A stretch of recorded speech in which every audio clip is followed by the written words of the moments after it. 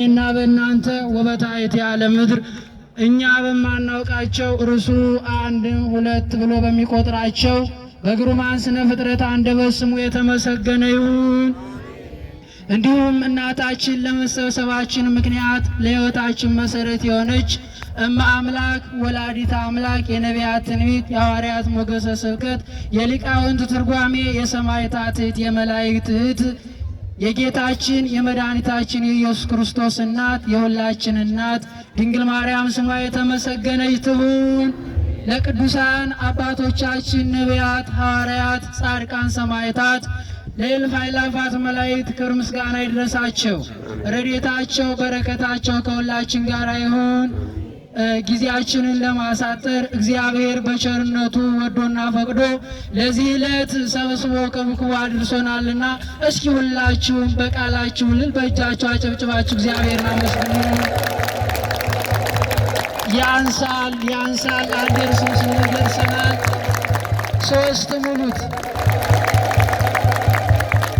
አሜን። እግዚአብሔር ስለማይነገር ስጦታው አንደርስም ባለበት ዘመን እንድንደርስ እንጠፋለን ባለበት ሰዓት እንዳንጠፋ ለጠበቀ ለእግዚአብሔር በድጋሜ ክብር ምስጋና ይድረሰው። ከዚህ በመቀጠል ዓመት በዓል ሲባል ምንድነው? ዓመት በዓል ጥቅሙ ምንድነው? ከአባቶቻችን የወረስነው ከትውፊት ወደ ትውፊት ከቅብብል ወደ ቅብብሎሽ የመጣ ዓመት በዓል ምንድነው የሚለውን በመግቢያችን ላይ ያስተዋወቅኳችሁ መምህራችን መምህር ሀረገወይን የስብከተ ወንጌል ክፍል ኃላፊ ናቸው። እሳቸው ሰፋ ባለ ሁኔታ ስለ መድኃኔ ዓለም ስነ ስቅለት ያስተምሩናል። ለመምህራችን የሚናገሩበትን አንደበት ለእኔና ለእናንተ ደግሞ የምንሰማበትን እዝነ ልቦና መድኃኔ ዓለም ያድለን። እዛ ዋዲ ያላችሁ ማንኛውም ሰው ያው እየዘመርን ነው። ዝማሬ አያልቅም። አባቶቻችን ሰዓት ገድቧቸው ዕለት ገድቧቸው ነው እንጂ ቃለ እግዚአብሔር አያልቅም። ጤፍ ተቆጥሮ ያልቃል? አያልቅም እኮ ጊዜ እየገደበን ሰዓት እየገደባቸው ያ ሁሉ ቃለ እግዚአብሔር ይቀራል። ስለዚህ ዘምር በመጠን ከመይዘንገዋው ወንድሞች ሰዎቹ እንዳይሰለቹ በመጠን አመስግን ስለሆነ ለሁሉ ምስጋና ጊዜና ሰዓት ስላለው አሁን የወንጌሉ ሰዓት የትምህርቱ ሰዓት ስለሆነ ሁላችሁ የደከማችሁ ቁጭ ብላችሁ የእግዚአብሔርን ቃል እንድሰሙ በያው እግዚአብሔር ስም መልእክት እያስተላለፍን ወደ መምህራችን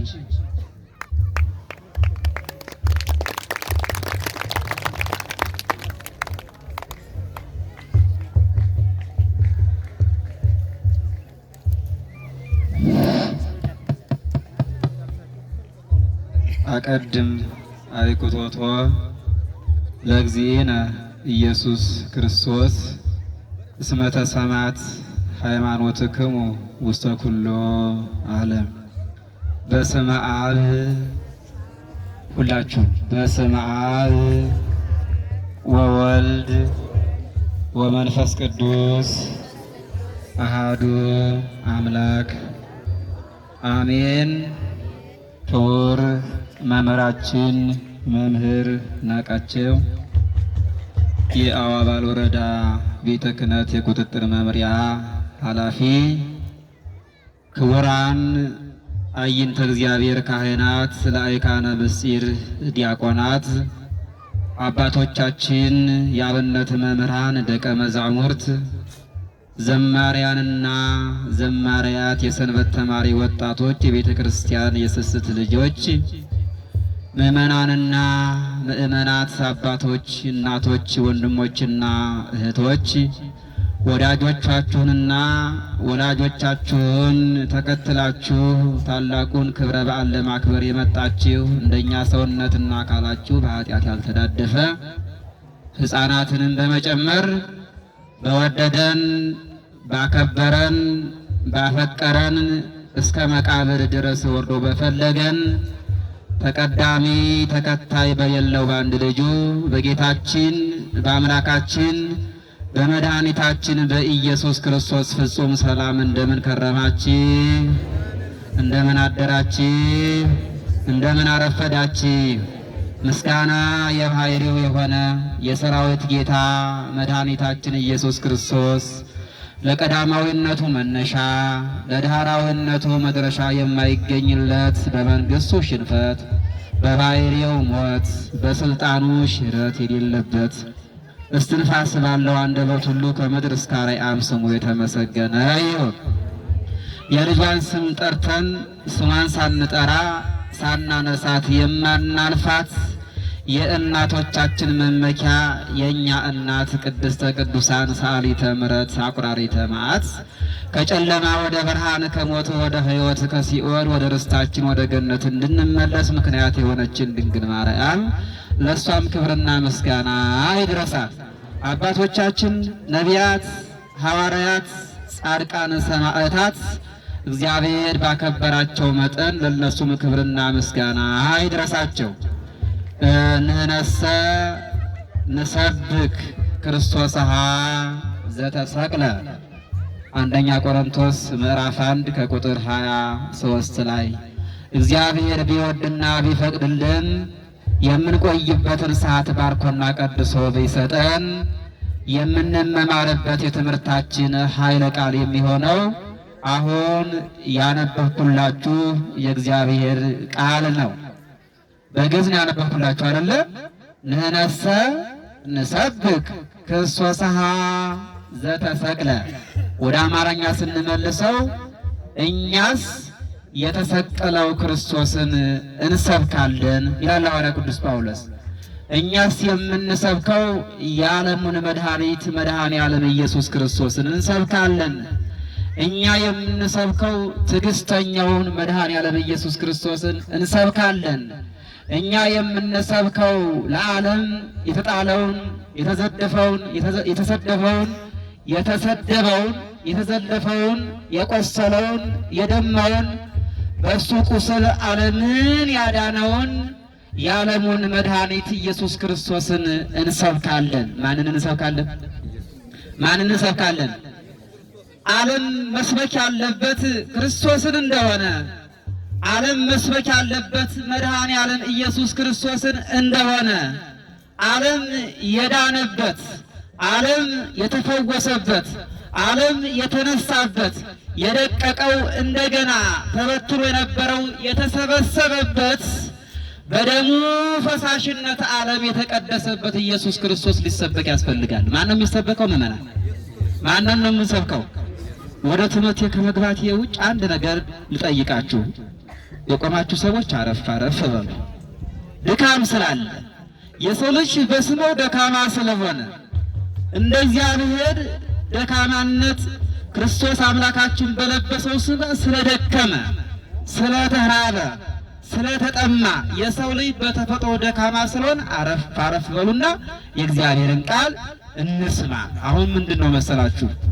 ብዙን ጊዜ እንደው አካባቢያችን አባቶቻችን ሊቃውንተ ቤተ ክርስቲያን ሌሊቱን ሙሉ ከቆሙ ሳይቀመጡ እጃቸውን ለማሸብሸብ ከዘረጉ ሳያጥፉ በዝማሬ በቅዳሴ በውዳሴ እግዚአብሔር ሲመሰገን አድሯል። ማን ነው ሲመሰገን ያደረው? እግዚአብሔር ሲመሰገን አድሯል። አሁን በጊዜ ለሁሉም ጊዜ አለው። የዝማሬ ጊዜ አለው፣ የቅዳሴ ጊዜ አለው፣ የስብከት ጊዜ አለው፣ የመብላት ጊዜ አለው፣ የመጠጣት ጊዜ አለው፣ የማረፍ ጊዜ አለው። አሁን ደግሞ የምን ጊዜ ነው? ስብከተ ወንጌል የምንሰማበት፣ የወንጌል አገልግሎት የምንሰበክበት፣ ሕይወታችን የምንዳስስበት ሰዓት።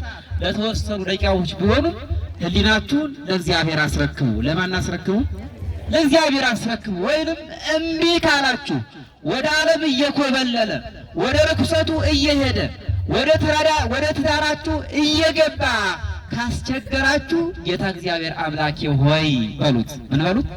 እግዚአብሔር አምላኬ ሆይ እዝነ ልቡናዬን ክፈትልኝ፣ አይምሮውን ክፈት፣ የሚነገረውን ወይንም ቃልህን በልቤ ጽላት ጻፍልኝ በሉና እግዚአብሔር በጸሎት ለምኑት። ያኔ ልቡናችሁ ይከፈታል። ታሰቡሳላችሁ። ልድያ እናታችን ቅድስት ልድያ የእግዚአብሔርን ቃል ለመስማት ለመጻፍ ለመመዝገብ አርያና አብነት የምናደርጋት ታላቅ እናት ነበረች ይላል መጽሐፍ ቅዱስ። እና ሐዋርያው ቅዱስ ጳውሎስ ወንጌልን በሚሰብክበት በሚያስተምርበት ጊዜ ልቧ እየኮበለለ ወደ ዓለሙ እየገባ ምን አላት? በጠበጣት፣ አስቸገራት። ቃሉን ለመጻፍ ለመመዝገብ በልቧ ጽላት ለመጻፍ ተመኝታ አስባ ከወጣች በኋላ ያስቸግራት ነበረ። በየህይወቷ ጣልቃ እየገባ ምን አለችው?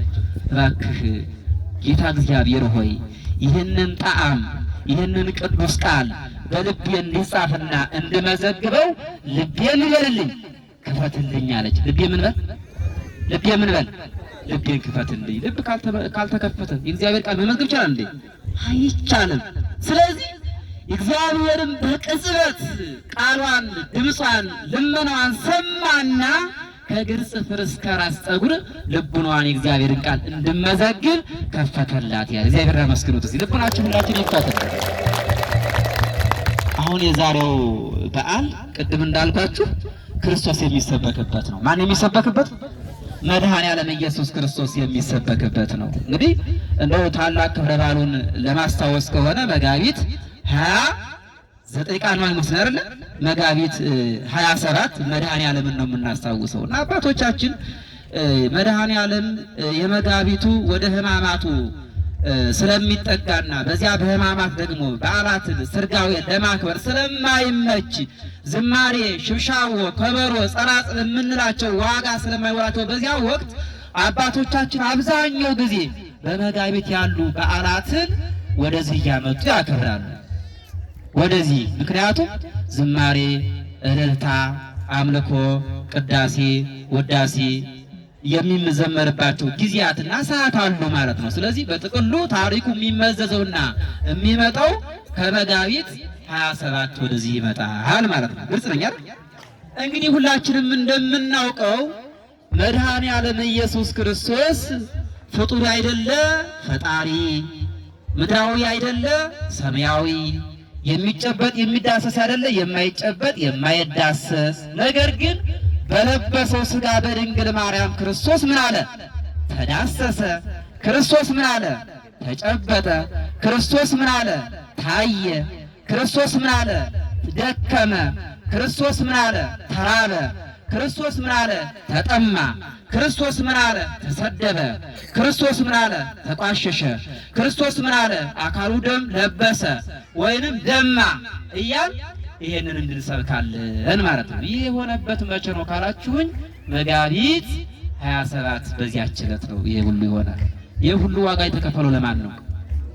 ለማን ነው የተከፈለው? ለሰው ልጅ ዋጋ ተብሎ ይሄ ሁሉ ክርስቶስ በሰውነቱ በአካሉ ኃጢአት፣ ተንኮል፣ መሳደብ፣ መግፋት የሌለበት ለሰው ሲል አካሉ ደም ለበሰ፣ ቆሰለ፣ ተደበደበ፣ ተገረፈ። 6666 ጅራፍ ጀርባው ላይ ምን አለ? አረፈ ይላል። አያሳዝንም? ወይንም አያስደንቅም? አያስገርምም? ሰማይን የዘረጋ ምድርም የዘረጋ በሰማይ ያሉ ፍጡራን የፈጠረ በማን እጅ የተፈጠረው? እግዚአብሔር እጅ ነው። አናስቡ። ርሳችንን እንዳትረሱሽ። ንነሰ ዘተሰቅለ ክርስቶስ ንሰብክ። እኛ የምንሰብከው የተሰቀለው ማንን ነው? ክርስቶስን ነው። በእውነት የምንሰብከው ክርስቶስን በታሪክ ነው፣ በቃል ነው የምንሰብከው። አሁን ስብከት ሲባል ብዙ ጊዜ የተግባር ስብከት አለ፣ ሲስተማቲካል ስብከት አለ፣ የማነጻጸር ስብከት አለ፣ የሕይወት ስብከት አለ። አሁን ክርስቶስን እኛ የምንሰብከው ወይኔ የምንሰብክላችሁ ቃሉን ነው። ወረደ፣ ተወለደ፣ ተገረፈ፣ ተገፈፈ፣ ሞተ፣ ተሰቀለ፣ ተነሳ፣ አረገ፣ ዳግመኛ ምን ይላል? ይመጣል። ይህ የቃል ስብከት ይባላል። ቴዎሬቲካል ስብከት ወይንም ምንለው ማለት ነው። ዋናውን ሐሳብ ወደ ሕይወታችን ላመጣላችሁና